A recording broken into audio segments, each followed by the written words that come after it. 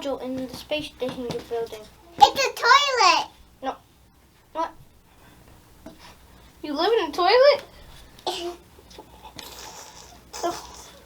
a module home.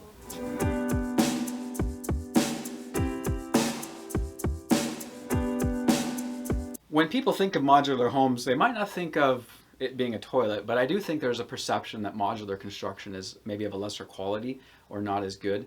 Modular or prefabricated construction has really advanced a lot over the last 30 years, and structures coming off of modular home assembly lines are at typically a higher quality than what's built on site.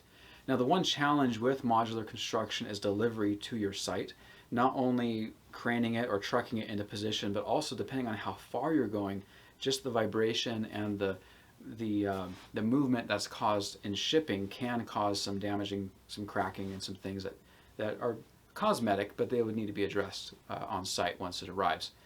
So it's usually better to have a modular builder that's closer to where your intended project site is, but we regularly see modularized construction traveling across the country, and again, some cosmetic cleanup and it's just fine. The nice benefit of modular construction over stick frame construction or concrete or brick or masonry is that you can have it erected on site very quickly. Also, modular construction is permitted separately from whatever your site permit is. So you could be going through your entitlement and your building permit process for the site while the prefabricated modular unit is being built already off-site under a separate permit. So that way, once you have your building permit for your site, you put the foundations and utility infrastructure in place. Next day, your modular building drops into place and you're ready to go. Schools, probably the most common thing that we've interacted with is modularized construction. You think of the old relocatable classrooms from your childhood.